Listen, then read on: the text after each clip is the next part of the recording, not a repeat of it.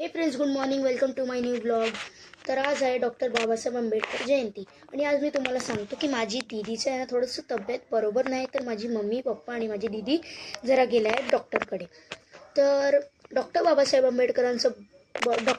आंबेडकरांनी आपलं कॉन्स्टिट्यूशन लिहिलेलं आणि 14 एप्रिल 1891मध्ये त्यांनी ते बॉर्न झालेले आणि त्यांची डेथ झालेली 6 डिसेंबर 1956मध्ये त्यांची डेथ झालेली.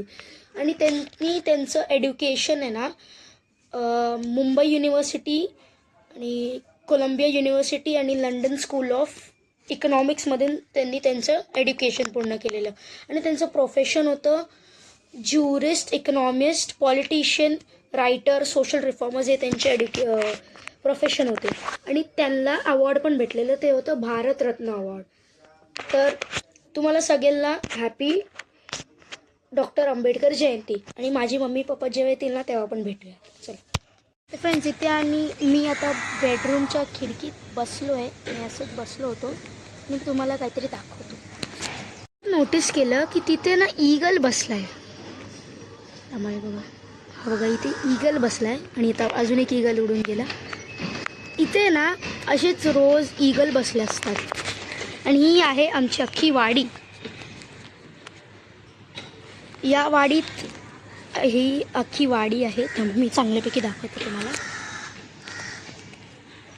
ही आहे इकडे वाडी, हे झाडं आहेत आणि तिकडे या झाडाच्या पाठी आहे मोठंसं मैदान, ग्राउंड. तिकडे आम्ही फुटबॉल, क्रिकेट हे सगळं खेळतो. इकडे ना आधी एक मोठंसं इथे नारळाचं झाड होतं. ते नारळाचं झाड अनफॉर्च्युनेटली कापलं का, कारण की त्याचे जे नारळ होते ना ते जोरात पडत होते आणि माणसं इथे राहतात, तर कोणाला लागलं असतं तर म्हणजे लागायला नाही पाहिजे, यामुळे त्यांनी तेवालं झाड कापून टाकलं. फ्रेंड्स, इथे ना एक झाड होतं, ते इथेपर्यंत ना त्याची फांद्या यायची आणि म्हणजे त्याचे जे पत्ते आत पण यायचे.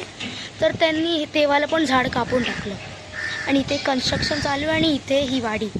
तर संध्याकाळी इथे आत्ता पण इथे चांगली हवा चालते. इथे एवढं असं चांगलं गरम नाही होत, कारण की झाडं आहेत, तर गरम तर जास्त होत नाही. वाजले 4 आणि आता मम्मी पप्पा आले आहेत. मम्मी पप्पा, दीदीची तब्येत कशी आहे? काय टेन्शन नाही, व्यवस्थित आहे. तर फ्रेंड्स, आता मी माझा ब्लॉग एंड करतो. तर तुम्हाला हा ब्लॉग आवडला असेल तर लाईक करा, माझ्या ब्लॉगला लाईक करा, शेअर करा आणि माझ्या चॅनलला सबस्क्राईब करा. थँक्यू.